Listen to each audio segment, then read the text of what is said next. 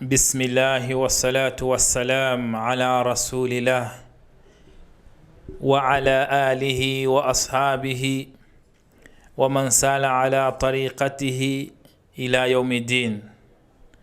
أما بعد، banje izina rya Allah subhanahu wa ta'ala,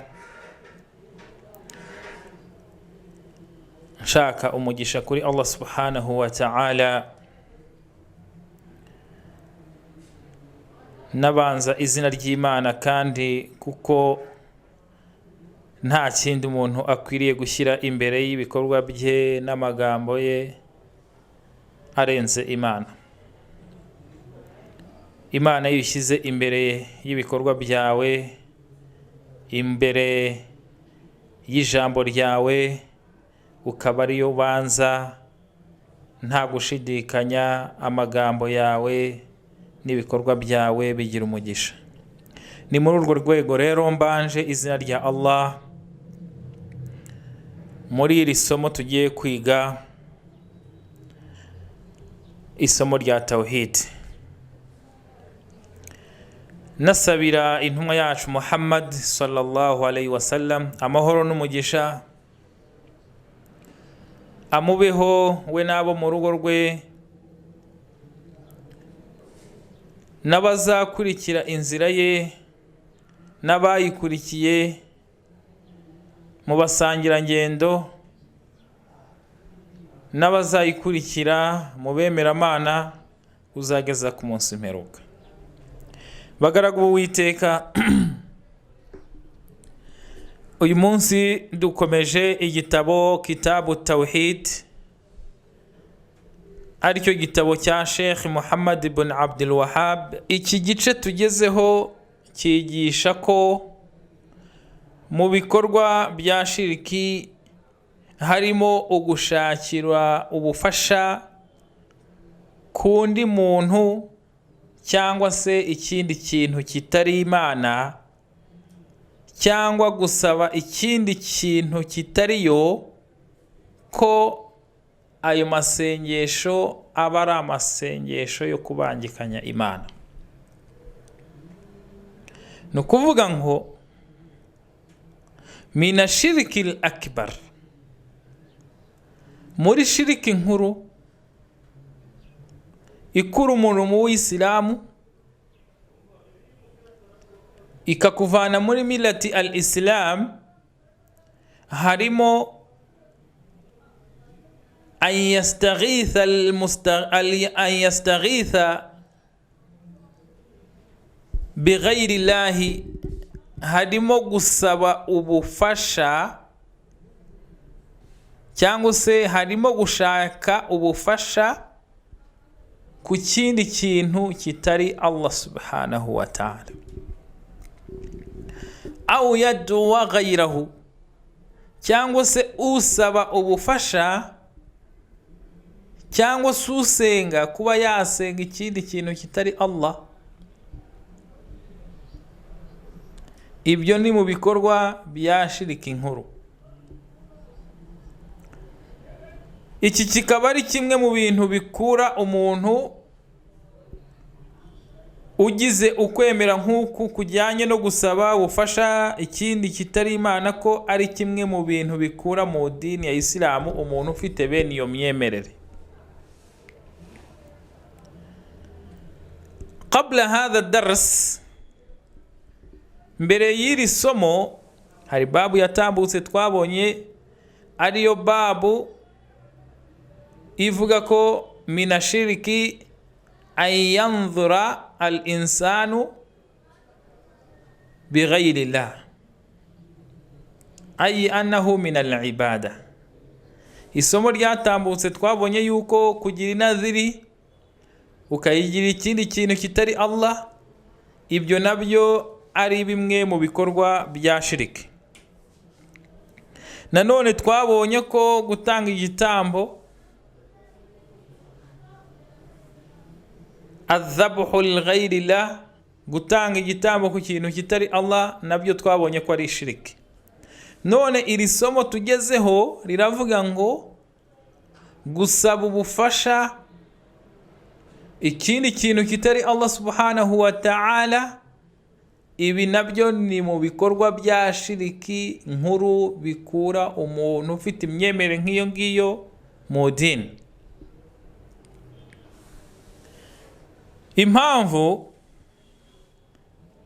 impamvu ubusabe bukorewe ikindi kintu kitari Imana bukura umuntu mu Islamu nuko ubusabe ari isengesho. Li anna du'a ibada, ad-du'a ibada, ubusabe ni ibada. Bityo ukaba ari nta wundi muntu ukwiriye kunyuzaho ubusabe bwawe, nta wundi muntu ukwiriye gusenga utari Allah. Idua ni ibada, ni isengesho, kandi nta kindi kintu ukwiriye gusenga kitari Allah subhanahu wa ta'ala. Bityo turaza kubona alfarqu bayna ad-du'a wal istighatha fi ta'rifihi al-lughawi, itandukaniro riri hagati ya ibada na istighatha mu rurimi nuko byose nubusabe.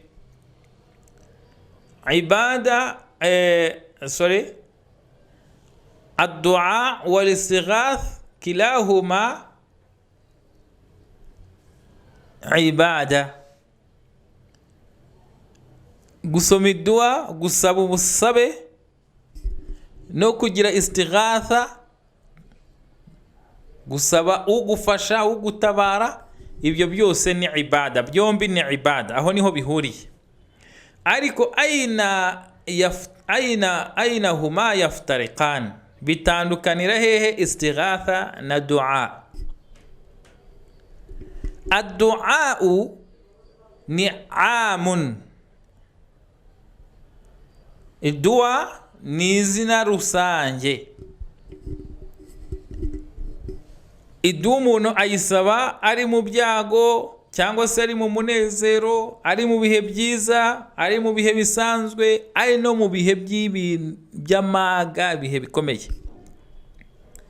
Ad-du'a. Ariko istighatha yo ikaba ari umwihariko, ni idua umuntu asoma cyangwa se ni ubufasha umuntu akenera igihe ari mu byago gusa.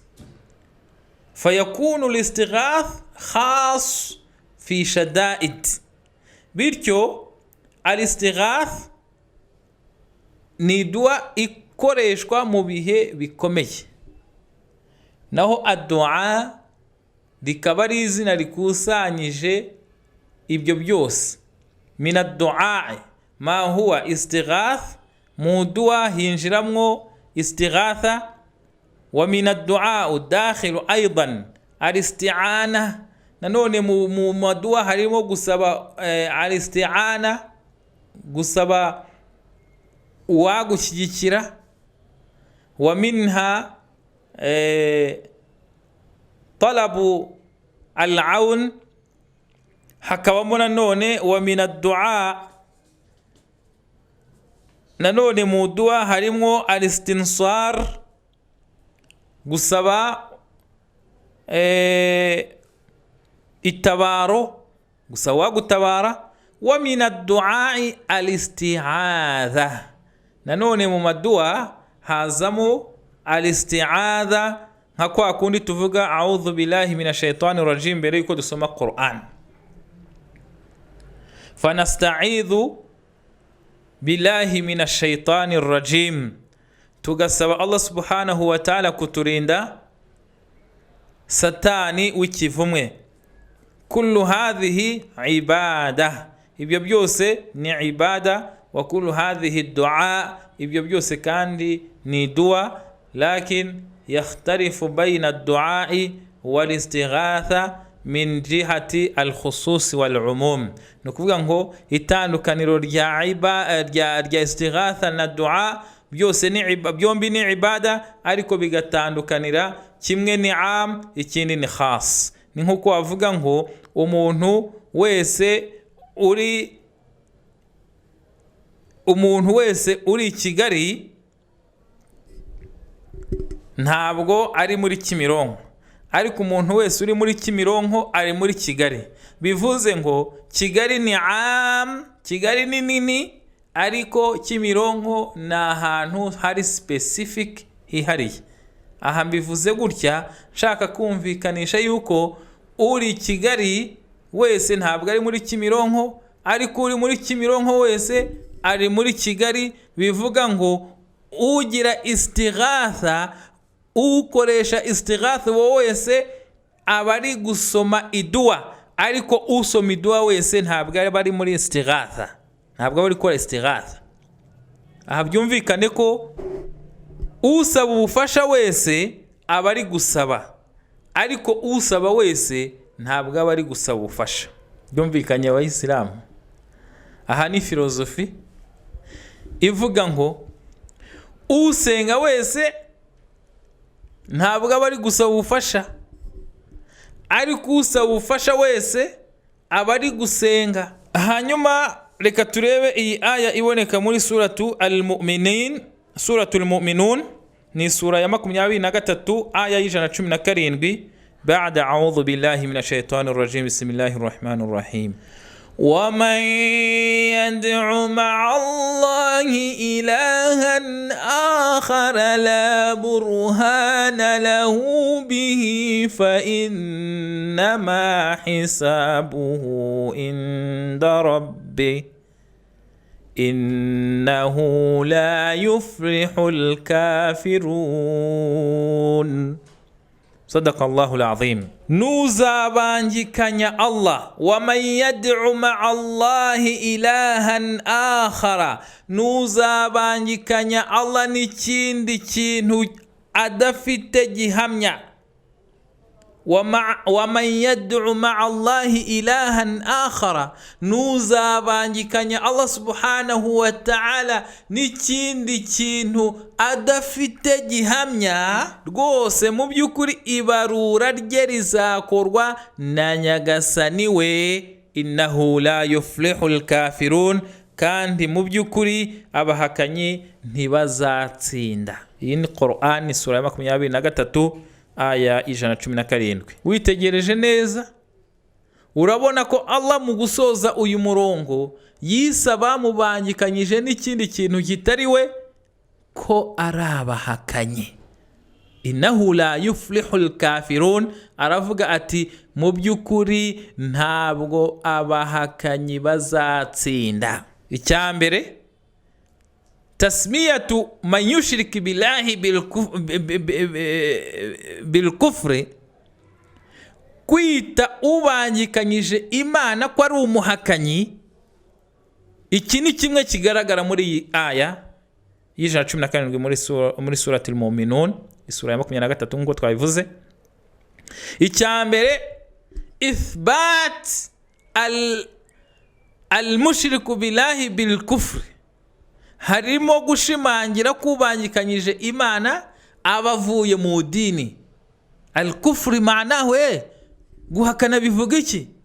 Kuva muri mira, kuva mu dini. Nukuvuga ngo ubangikanyije Imana n'ikindi kintu kitari Allah. Hadha ithbatu bilkufri, ukunu gushikama nukugaragaza bidashidikanywa ko ubangikanyije Imana n'ikindi kintu aba ari mushrikun kafir, aba ari umuhakanyi w'umubangikanyamana. Shay'un thaniya, icya kabiri dukura iyi aya, adamul falah, kutazigera bagira intsinzi. Sawa kana fi dunya, haba ari hano kuri iyi si, wa fil akhira, ndetse no ku munsi w'imperuka. Fal kafiru la yufrih, ubangikanya Imana ntateze kuzagera ku ntsinzi. Igihe cyose uzabangikanya Imana, wowe unyumva undeba, ndakurahiye mu izina ry'Imana kudashobora kugera ku ntsinzi igihe ubangikanya Allah subhanahu wa ta'ala n'ikindi kintu. Igihe ubangikanya Imana n'ikindi kintu, Imana yamaze gushimangira, kandi Imana ivuga ukuri. niba ushaka intsinzi rero mu buzima bwawe bwa hano kuri isi ndetse n'ubwo ku munsi w'imperuka, itandukanye no kubangikanya Imana.